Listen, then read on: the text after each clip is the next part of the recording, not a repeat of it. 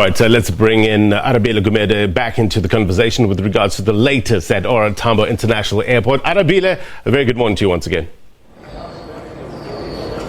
Yeah, good morning, Blaine. Look, earlier on I got to speak to a few customers, and perhaps one not so disgruntled, perhaps taking it in a stride, but certainly a few will certainly be disgruntled at what is going on with the SAA strike. Perhaps no further communication, not much in the way of assistance as well. And let me quickly then head off straight to another customer. Her name is Sonia, and she's extremely disgruntled as well. Sonia, I believe you do come from the United Kingdom then as well, and you came to South Africa on holiday.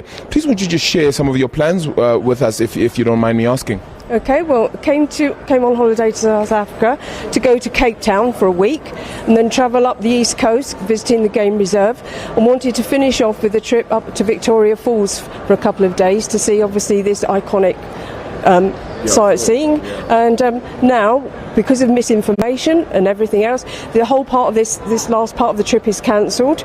There's been no help at all.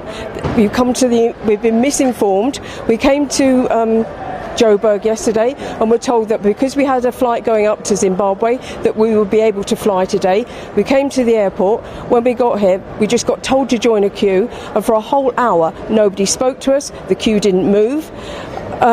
So you can imagine how frustrating it is. And when we finally got to the desk an hour and a half later, I'm sorry, by now any other flights that are flying up to Victoria Falls are full. You've just got to stay in Johannesburg for 2 days and we'll transfer you up there on the day that we're supposed to be coming home and flying back to the UK. Sure. So essentially they're saying to you, you would effectively stay in Johannesburg for another 2 days. Yes. Would they pay for your lodging? Would SAA perhaps try to configure where you stay for the 2 days? Yes, they have done that, which is, fair enough, but that doesn't help you when you've already booked flights, got paid accommodation, trips on there, along the falls. You're going on a sunset cruise and everything else. And then you've now got to then just sort yourself out, basically, because we'll just do it on Sunday.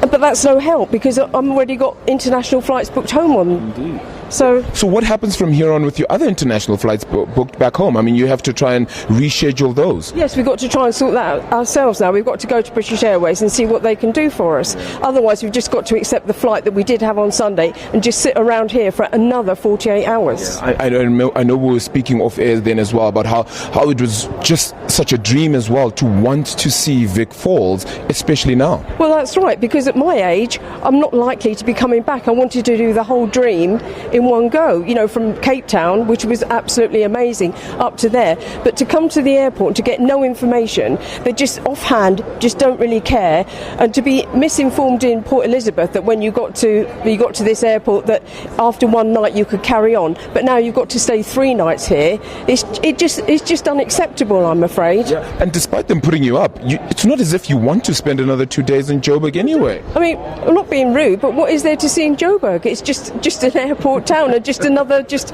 city with nothing else. That's it. That's right. So it is just absolutely frustrating. It's just a waste of time and money, and it just makes you not want to fly, quite frankly, especially when there's nobody seems to care.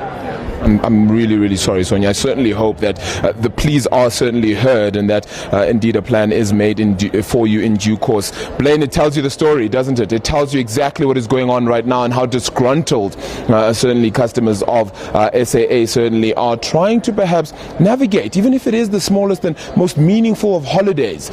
That is exactly the point here, that people are trying to get their way across and there seems to be no communication. So certainly the unions playing their part in this entire saga, saying that you need to ensure that we are paid correctly and you cannot restructure and just ship off around 944 staff members, because then we will close everything down. This is bound to hurt not just SAA but certainly the country as a whole as well. Where to for the workers, where to for unions, where to for customers.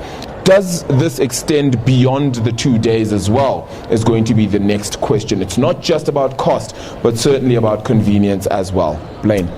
Arabile, what is there to see in Johannesburg?